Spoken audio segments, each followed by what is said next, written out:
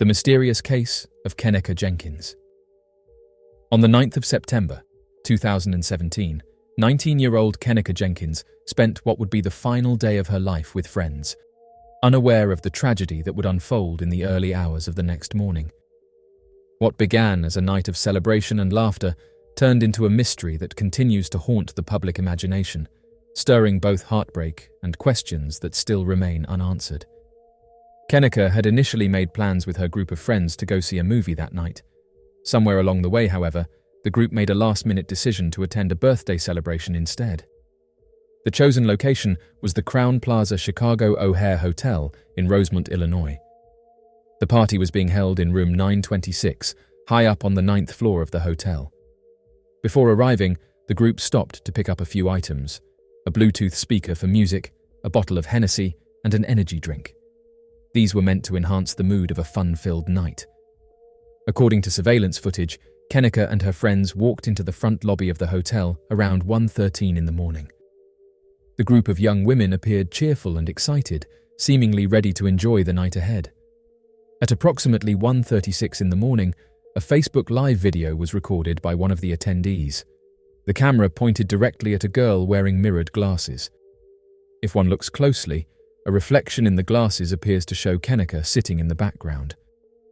This brief moment would later become one of the most scrutinized clips related to the case, watched by millions of people across social media platforms.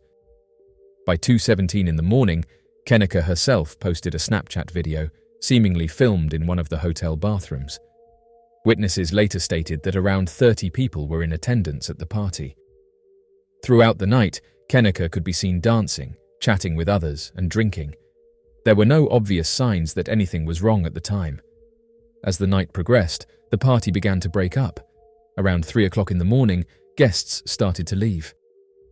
Kenneka realized she had left behind some of her personal belongings, including her phone. While she waited by the elevators on the 9th floor, her friends returned to the room to collect her things. According to them, they were only gone for about 10 to 15 minutes. When they came back, she had vanished. Surveillance footage from inside the hotel shows Kenneka wandering through a number of hallways and corridors. She appears disoriented, stumbling and bumping into the walls and even a stair railing. Her movements are slow and she looks visibly impaired. Eventually, the camera records her walking into an unused kitchen area. After she rounds a corner, she exits the camera's view and is never seen moving again. Investigators later confirmed that the area she entered included a walk-in freezer. Although the door latched from the outside, it could also be opened from the inside by pressing a white handle. Still, something happened in that freezer, and Kenneka did not make it back out. At 4 o'clock in the morning, one of Kenneka's friends contacted her mother to ask if she had made it home. When the answer was no, the friend explained that Kenneka had gone missing at the hotel and they couldn't find her anywhere. By 7:15 in the morning, family and friends had already been searching the hotel for about an hour. Kenneka's mother then decided to contact the police. She told them that her daughter had been drinking and would never have willingly left without her phone. Officers advised her to wait a few more hours in case Kenneka turned up on her own. Later that day, Kenneka was officially reported as missing. At 8:30 in the evening, the police were called again, this time by hotel staff who said the family was going door to door, disturbing guests in their search efforts. The police returned, and after some urging, the family was asked to step aside so that officers could take over the investigation. In the early morning hours of the 10th of September, at around 12:30, a hotel employee entered the unused kitchen and opened the walk-in freezer. There, lying on her side, was Kenneka Jenkins. One of her shoes was off, and she appeared to be face down. The employee quickly contacted the authorities. When first responders arrived, they found her unresponsive. Her body was cold, and she had no heartbeat. At 12:48 in the morning, Kenneka was pronounced no longer living. Later, as her body was wheeled out of the freezer, a worker pulled the covering from her face and placed a blanket over her. Her family was then brought in to identify her. The heartbreak was immediate and immeasurable. Authorities would later rule her passing as accidental, citing exposure to cold and intoxication as contributing factors. But for many, that explanation did not sit right. Legal professionals and independent experts noted several inconsistencies. How did she manage to wander so far without being noticed? Why was that area of the hotel accessible in the first place? And why wasn't help summoned sooner when she was first reported missing? The footage, the timeline, and the unanswered questions ignited protests. Demonstrators gathered in front of the hotel, demanding transparency and accountability. Social media was flooded with posts seeking justice, and Kenneka's story became a symbol for those who believe that too often women are not given the full attention they deserve when they go missing or are found under mysterious circumstances.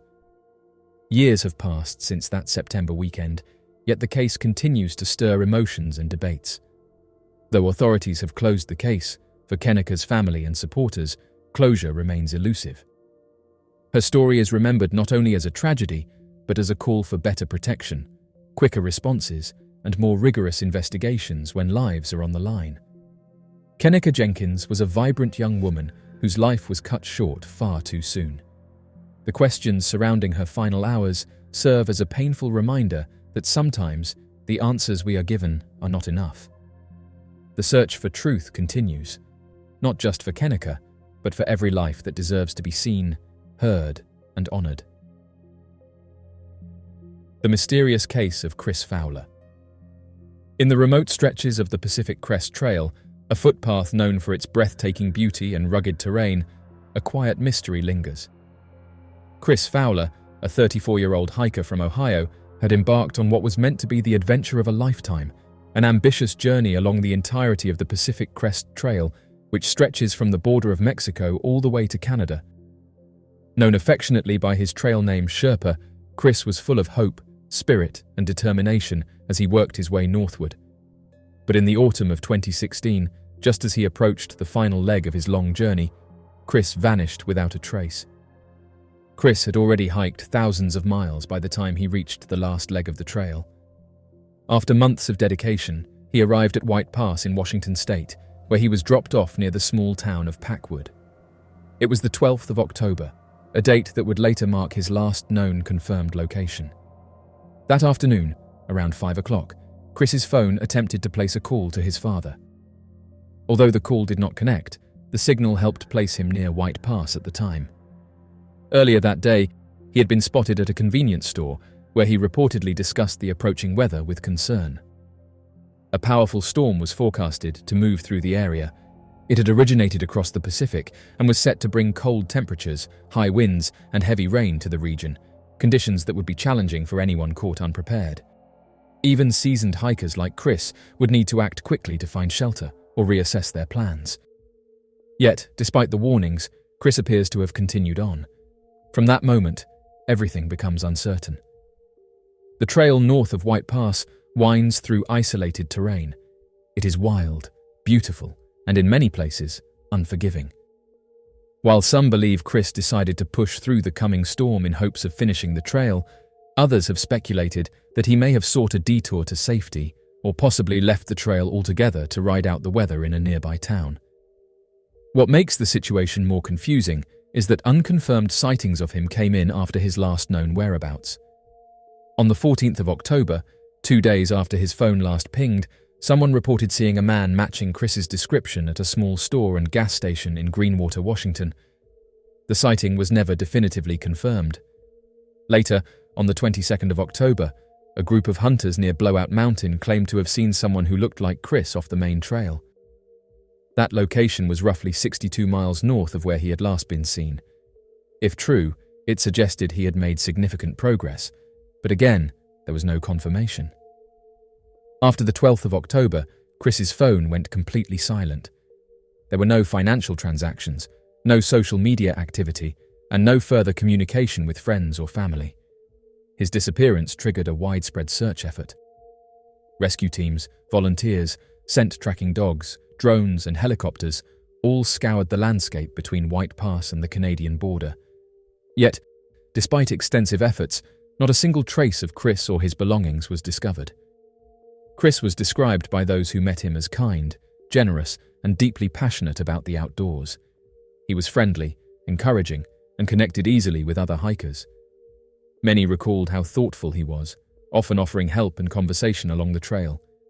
His trail name, Sherpa, reflected his spirit of service and quiet strength. He wasn't a reckless adventurer. He was experienced and deliberate, which only deepens the mystery of his disappearance. His family, especially his mother, Sally Fowler, has never stopped searching for answers. Sally has worked tirelessly, partnering with local authorities, private investigators, search teams, and online communities. She has helped keep Chris's story alive year after year, determined that his memory not fade into the background. Flyers and posters bearing his photograph and description continue to be posted along the Pacific Crest Trail, acting both as a reminder and a beacon of hope. Many theories have emerged about what could have happened to Chris. One of the most widely accepted is that he became disoriented or overwhelmed during the storm and was unable to find shelter. In such weather, even experienced hikers can face overwhelming conditions. If he ventured off the trail to find protection, it's possible he became lost in unfamiliar terrain. Others believe that he may have suffered a sudden medical event or simply lost his footing in one of the many steep and remote areas the trail passes through. There are also theories suggesting that Chris encountered someone along the way who may have contributed to his disappearance. Though there is no direct evidence to support this, those closest to Chris have considered every possibility. Some have even entertained the idea that he may have chosen to leave his life behind and start fresh elsewhere. But this theory is largely rejected by his family and friends. Chris had made plans for after his hike and had been in regular contact with his loved ones. Years have now passed, yet the questions remain. Why was there no sign of struggle, no items left behind, and no conclusive trail? How could someone simply vanish in a world filled with satellites, signals, and search tools? The Pacific Northwest is vast and dense, and it's possible the land itself has concealed the answers all this time. Chris Fowler's story has resonated far beyond his immediate circle. The hiking community continues to speak his name, remember his face, and share his story. New hikers who set out on the Pacific Crest Trail often learn about him and carry his memory with them. His story is a somber reminder of the risks and unpredictability that come with wilderness exploration. Though answers have remained elusive, Chris's journey continues to inspire reflection on the fragility of life, the strength of hope, and the enduring mystery of nature's vastness. Somewhere out there, along the winding ridges and quiet valleys of Washington, the story of Sherpa waits to be finished. The mystery of Dorothy Jane Scott. Dorothy Jane Scott was a kind and soft-spoken woman who lived a quiet life centered around work and family. Born on the 23rd of April, 1948, in McKeesport, Pennsylvania, Dorothy eventually moved with her family to California, where she would spend the rest of her life. By the time she was in her early 30s, she had become a devoted single mother to her young son Shanti, whom she lovingly called Sean. The two lived with her aunt in Stanton, California, and Dorothy worked as a secretary at two small shops in Anaheim, one a head shop, the other a boutique selling novelty items. She was responsible and deeply committed to providing a stable life for her son. Dorothy was not someone who sought attention or lived recklessly. In fact, she avoided the nightlife, did not drink, and preferred to spend time with her family rather than go out. She rarely dated and was described by those who knew her as caring, deeply religious, and gentle in nature. But beneath the calm surface of her life, an unsettling problem had started to grow, one that would ultimately change everything. In the months leading up to her disappearance, Dorothy began receiving disturbing phone calls from an unidentified man. The calls were both confusing and frightening. Sometimes the caller would profess deep affection for her, claiming he loved her. At other times, he would make threats and describe scenarios meant to frighten her. Though the voice sounded vaguely familiar to her, she was never able to pinpoint exactly who the man might be. Dorothy confided in her family and co-workers about the strange calls, and even enrolled in self-defense classes shortly before she vanished. She had also considered purchasing a form of protection, further showing her growing concern. On the evening of the 28th of May, 1980, Dorothy was attending a late meeting at work when she noticed that her co-worker, Conrad Bostron, looked unwell. Along with another colleague, Pam Head, Dorothy offered to drive him to the emergency room at UC Irvine Medical Center. On the way, they stopped by Dorothy's parents' home to drop off Sean. For reasons unknown, she changed her scarf from black to red before they left. This detail would later take on strange significance. At the hospital, the group learned that Conrad had been bitten by a black widow spider. While he was being treated, Dorothy and Pam waited in the lounge area. Pam would later tell police that Dorothy never left her sight during their time in the hospital waiting room. By around 11 o'clock, Conrad was discharged. Dorothy, always kind and thoughtful, offered to bring her car around to the front so he wouldn't have to walk far. She made a quick trip to the restroom and then walked to the parking lot alone. Minutes passed. Suddenly, Conrad and Pam spotted Dorothy's car. It was moving quickly and seemed to head toward them, but then, strangely, it drove right past without stopping. They were unable to clearly see who was behind the wheel due to the brightness of the headlights. That was the last time anyone reported seeing Dorothy. Several hours later, in the early hours of the morning, Dorothy's white 1973 Toyota station wagon was found abandoned and on fire in an alley, roughly 10 miles from the hospital. Dorothy was not inside, nor was there any immediate trace of her nearby. Authorities launched a search, but no sign of her could be found. Then came a chilling phone call. On the 12th of June, a man contacted a local newspaper and described details of Dorothy's clothing and the hospital visit, specifics that had not been released to the public. He also claimed that she had called him from the hospital, something that her friend Pam firmly denied, as Dorothy had not left her side. Following this, Dorothy's parents began receiving anonymous calls nearly every Wednesday. The man would alternate between saying Dorothy was still alive and claiming he had caused her harm. Each call was short, making it impossible for police to trace them. On one occasion, her father answered instead of her mother, and the caller hung up without speaking. After Dorothy's remains were discovered, the calls stopped. On the 6th of August, 1984, construction workers found skeletal remains near Santa Ana Canyon Road, roughly 7 miles from the hospital. Dental records confirmed that the remains belonged to Dorothy Jane Scott. Her turquoise ring and a watch, stopped at 12:32 a.m. on the 29th of May, were also recovered at the scene. Interestingly, the remains of a dog were discovered nearby. Investigators were unsure if the presence of the animal was related or purely coincidental. Due to the passage of time and the condition of the remains, the cause of her passing could not be determined. Some evidence suggested exposure to high heat, likely from a wildfire that had swept through the area 2 years earlier. Though many questions were raised, few answers came. The man who had stalked Dorothy appeared to know intimate details about her life and work routine. He seemed to be someone who had access to her schedule and had watched her closely. Investigators believed that he may have been someone connected to her workplace.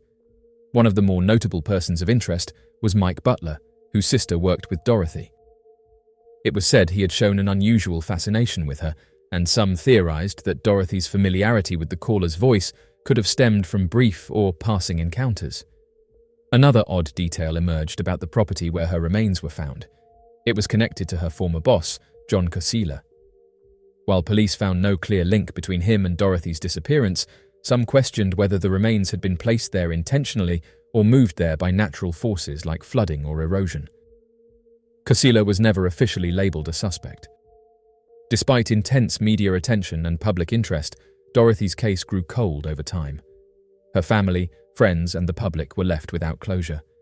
Her parents passed away without seeing justice or answers for what happened to their daughter. To this day, the mystery of Dorothy Jane Scott remains one of Southern California's most haunting unsolved cases. Her story is a somber reminder of how even the most ordinary lives can be interrupted by something sinister. Though time has passed, her memory endures, and so do the questions. Who was the man who called her? Why did he choose Dorothy, and how did he manage to vanish without ever being identified? The case remains open, and those who still remember her hold on to the hope that one day the truth will finally come to light.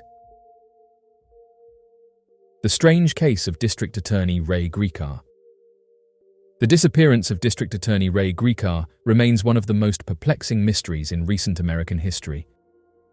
On the 15th of April 2005, Gricar, then aged 59, left his home in Bellefonte, Pennsylvania, for what seemed like an ordinary drive. He called his longtime partner, Patty Fornicola, and informed her that he was driving through the scenic Brush Valley region, northeast of Center Hall.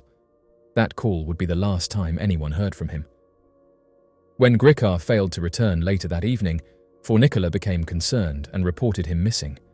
The next day, his red Mini Cooper was discovered abandoned in a parking lot across from an antique mall in Lewisburg, approximately 60 miles from his home. Inside the locked vehicle, investigators found his county-issued mobile phone. However, his laptop, wallet, and car keys were missing. Most notably, there was no sign of Kenneka himself. The placement of the vehicle near two bridges spanning the Susquehanna River immediately drew comparisons to a tragic event from the past. Kenneka's older brother, Roy, had been found near a bridge in Ohio in the year 1996, following a similar disappearance. Authorities could not ignore the striking similarities in the circumstances, yet in Ray's case, there were no conclusive signs suggesting what had happened next. No note, no indication of distress, and no eyewitness accounts emerged from the area. Following the discovery of the Mini Cooper, investigators conducted a meticulous search of the Susquehanna River and the surrounding terrain. Dive teams and search dogs combed the area, but found nothing definitive to clarify what had happened to the district attorney. The involvement of sniffer dogs did, however, raise new possibilities. Some of the dogs indicated that Kenneka may have entered another vehicle, suggesting the potential presence of a second party. This added yet another layer to an already baffling puzzle. At the request of Pennsylvania officials, the Federal Bureau of Investigation stepped in to assist. They examined Kenneka's bank accounts, credit card records, and cell phone activity, but no leads were uncovered. There were no signs of purchases, no withdrawals, no outgoing communications, nothing that pointed toward a planned disappearance or escape. It was as though Kenneka had simply vanished. Then, months later, a disturbing discovery deepened the mystery. On the 30th of July, fishermen found Kenneka's county-issued laptop submerged in the Susquehanna River under a bridge between Lewisburg and Milton. The laptop was badly water damaged, but officials held out hope that the hard drive could reveal important information. However, the hard drive itself was missing. Roughly 2 months later, a separate discovery was made about 100 yards from where the laptop had been found. A damaged hard drive, presumed to be from Kenneka's computer, was located on the riverbank. Unfortunately, after being thoroughly analyzed by the FBI, the US Secret Service, and a data recovery company, it was concluded that no usable data could be recovered. Whatever information the hard drive once held had been permanently lost. The incident took another strange turn in April of 2009, when police revealed that someone had previously used the home computer that Kenneka shared with Kenneka to search online for terms such as how to destroy a hard drive, how to damage a hard drive, and the effects of water on a laptop. These searches had been conducted prior to Kenneka's disappearance, raising chilling questions about whether his missing laptop and hard drive had been deliberately tampered with. With no signs of Kenneka and the passage of years offering no new answers, his daughter Lara filed a legal petition in June of 2011 to have him officially declared deceased. Just 1 day after that petition was filed, a peculiar development occurred. Law enforcement in Utah detained a man who closely resembled Kenneka. The man refused to reveal his identity and bore striking similarities in height, weight, facial features, and even had similar wrinkles to Kenneka. For a brief moment, there was hope that perhaps he had been found. However, after comparing fingerprints, authorities confirmed that the man was not Ray Kenneka. The mystery remained intact. Speculation about Kenneka's disappearance has taken many forms. Some believe that, like his brother, he may have chosen to disappear near a body of water in a moment of personal crisis. Others suggest he may have staged his own disappearance, possibly to escape his high-profile position or personal pressures that were never made public. There are also those who think he may have been the target of someone seeking revenge, especially given his role as district attorney and his history of prosecuting sensitive cases. Still, there is no concrete evidence supporting any of these theories. One of the most compelling aspects of the mystery is the complete lack of closure. Despite searches, national media attention, and the involvement of multiple federal agencies, not a single piece of definitive evidence has ever confirmed what happened to Ray Kenneka. His personal items were discovered in locations that seem purposeful, his laptop in the river, the hard drive separated and irreparably damaged, but the story behind these actions remains unknown. What makes this case particularly haunting is the seeming contradiction between Grikar's well-ordered life and his unexplained disappearance. He was respected, admired, and known for his thoughtful and measured approach to work and life. He showed no outward signs of distress and had made no mention of taking time off or stepping away. Friends, family, and colleagues all attested to the fact that he was behaving normally in the days leading up to his disappearance. To this day, the story of Ray Grikar remains open and unresolved. His name has become synonymous with quiet mystery, a case with just enough clues to hint at possible answers, but not enough to uncover the truth. Whether he left voluntarily, met with unexpected circumstances, or something else entirely occurred, the questions remain suspended in time. For those who knew and loved him, the disappearance of Ray Grikar is more than a true crime puzzle. It is a personal and painful void, and for investigators and the public alike, it serves as a reminder that even those who uphold justice can sometimes become the center of unsolved stories with no conclusion, only lingering shadows. The mysterious case of Antonio Vilas Boas. Working as a farmer back in October of 1957, Antonio Vilas Boas would go on to be one of the first reported encounters with mysterious entities. According to his report, on the night of October 15, 1957, Antonio and his brother were out working in their fields when they began to notice a bright red light in the night sky. Originally, they had believed the light to have been a form of aircraft, but then, as time went on, they assumed that given its stationary position in the sky, it was most likely a star they had never noticed before. They would finish a portion of the fields that night with no further incident. On the night of October 16, 1957, Antonio was out working in his fields without the help of his brother well after the sun had set once again, to avoid the scorching temperatures of the daytime. He was well equipped to work throughout the night, as he had done many times before, sitting on his tractor and ploughing his fields for the next few hours. Oddly enough, as Antonio was working, he then claimed to see the same bright red star as he witnessed on the previous night out in the distance. Although the bright red star was an anomaly, he wasn't too worried by it, as he and his brother had seen the red light the previous night, to which it seemingly displayed no strange patterns other than having moved a few times before. Unfortunately, Antonio was alone that night, without the aid of his brother, and so the situation would not be the same as the previous day. He continued to work, unsure of what he was seeing, keeping an eye on the strange red star seemingly unmoving across the sky, but appearing brighter and closer than the previous night. A few more moments passed before he began to notice that the red star was growing in size. Worried it could be any number of things, he quickly stopped working and looked over at the bright red light, trying to figure out what it could have been. He then began to realize that the bright red star wasn't growing in size, but that rather it was definitely some form of an aircraft quickly approaching his position. It was not long before he could make out the shape of the craft, a roughly circular or egg-shaped aerial craft with a bright red light at the front and a strange rotating tower protruding from the top, as the entire aircraft seemingly hovered without any visible mechanisms for propulsion. As the aircraft began to descend near the location of Antonio Vilas Boas, it began to protrude 3 extended legs to support the craft as it landed in the nearby fields. After seeing the craft descend, Antonio put his tractor into gear and tried to leave the area as fast as he could.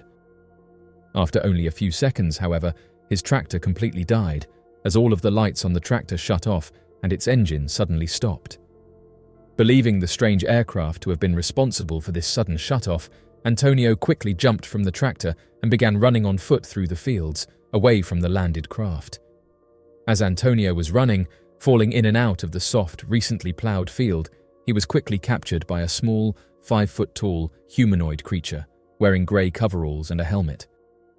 Though it's not specified whether or not the creature's helmet was that of a completely airtight system, or merely a protective gear worn on the head, Antonio does not specify that he was able to see the entirety of the humanoid's face that grabbed him.